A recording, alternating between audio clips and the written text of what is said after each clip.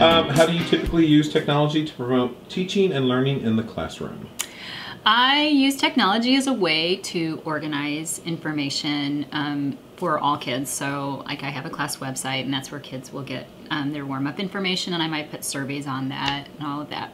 I also use technology as a way for kids to create projects and to collaborate with one another. So I use different projects for that. I use technology to have different kinds of formative assessments. I have some staples with technology that I use, but I also try to find some new ways to do things throughout the year so that kids stay engaged and excited about the new programs and formats that are out there. What types of technologies are available at your school, and how are they being used? There are lots of things at my school. Right now everyone has laptops. We all have projection devices and smart boards or Promethean boards. We have some district-supported programs, but we also have a lot of autonomy to choose programs with best practice and thinking about what's best with in terms of privacy and all of that. So there is a lot. Okay. If your school received $20K for technology integration and you were put in charge of spending it all, how would you spend $20,000 for a school? Well, right now the first thing I would do is get all of the kids something to carry around their laptops in. That's the first thing I would do. But I also would give every classroom a few more computers, because now that the kids are taking home all of their laptops, sometimes when they're coming back they aren't the most functional, and our options are send them up to the library so they can get another one, or to try to punt in class. And it's all new, but I do wish we had a few extra spare computers for kids in the classroom or teachers or whatever that were constantly working in there. So 1-to-1's not good enough. You want like 2-to-1 or 1.5-to-1? Well, a true 1-to-1 would be good. Yeah. I want to say PD for my thing. I just want it all in training. So. Yes. Describe one of your favorite classroom projects that incorporated the use of technology. Oh, my favorite. I used tech. Well, I guess my favorite was last year when we did our media literacy unit. I told the kids that they all had to do a public service announcement, and that they could do their public service announcement in whatever format they wanted. So most kids did tech-based projects where they did Prezi or Powtoon, or I said, as long as you know how to do it, you can use it. And there were some kids that did posters and skits and things like that. But I liked it because all the kids got to practice something in a format that they really liked and already knew how to do, and maybe learned a few things or taught each other, but they liked having the choice to do that. Talk about your ISU project too, that our tech director really seemed to love today. Yes.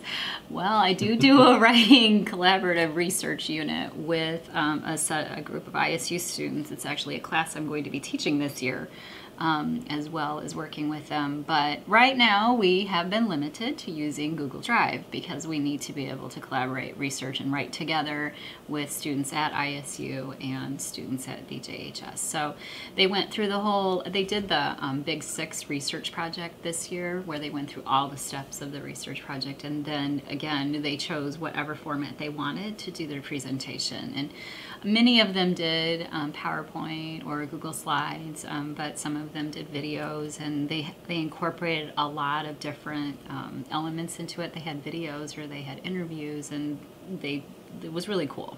So we kind of already hit on this a little bit earlier. Let's see. What's your most common tech issue that you've encountered? This year, the most common tech issue is computers not being charged, or I had a student that didn't come with her laptop the other day, and just planning for that and knowing it's going to happen. So that's the biggest issue. Glad that's not login servers, right? No. Let's see. That was last year.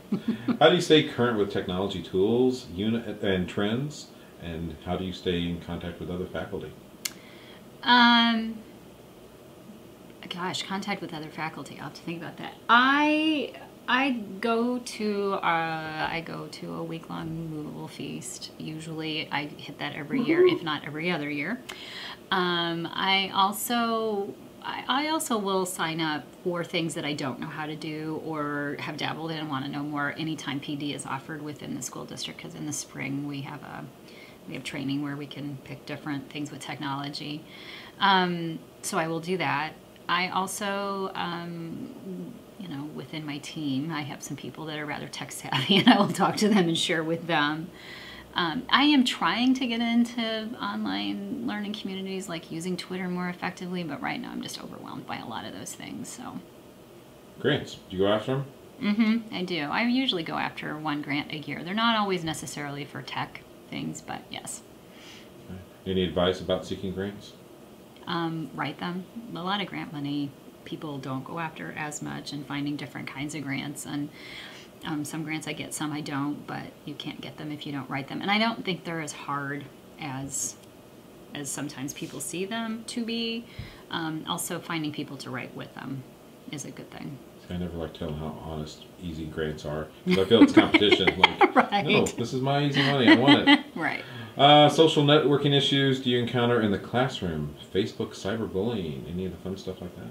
I do you know what? I really don't have as much of that as I think I'm going to. I think last year or the year before, I had some kids emailing ridiculous things to one another that we were able to check, and the kid said his account was hacked, and it wasn't really him sending it. And I've had some Facebook, and sometimes kids will report that, but really for as often as I know kids are on it, either they're not reporting it as often, or it's not a huge issue that's impacting them at school. What risk should teachers keep in mind when using technology? Well, you do have to be aware of what they can do with it and what they're posting. And then for the things that, like with Google, for example, I do know there are privacy issues on the other end. So I tell the kids, you know, yes, I want you to sign up for some things, but we're going to give them the least amount of information possible. For example, I need your first name, but all the rest of the information we'll make up. I tell them do opposite genders, don't give your birthday. And so I give the least amount of their own information that they can, but enough that I know who it is, because trying to have the kids make up nicknames, it does not work for me. I need to know who they are. So first names we go with, and then after that we make up a lot of other stuff. And I do like, there's one program I use that tells them if they don't want to put their email in, they just need something that looks like an email. And so they tell them, just put in like Joe Smith at yourawesomeschool.com. And that, as long as it looks like an email, their program will take it. And I like that. And so I tell the kids, this is one thing, collecting less information. So. What site is that? I think Circa, I think, Nice. or No Red Ink. No, it's No Red Ink. No Red Ink does that. Nice. Yeah. Copyright issues have you encountered? Yes. There's lots of copyright things going on, and a lot of it is kids not knowing that they're not supposed to do it, and teachers wanting to use things without maybe going through all the channels they need to. But copyright's a huge issue, and I think it's going to become just increasingly a huge issue down the road. So, from pictures to text, everything. So, any final thoughts? Anything you want to give new teachers advice? Start small. And don't be afraid of technology. Kids really need it. And I think our job is to help them be good citizens with the technology. That it's our responsibility to help them, because it's not going away. There's only going to be more. And we just need to help them figure out. Also, I truly believe that technology is another tool to help us be the best teachers we can be. So not to let it negatively impact that.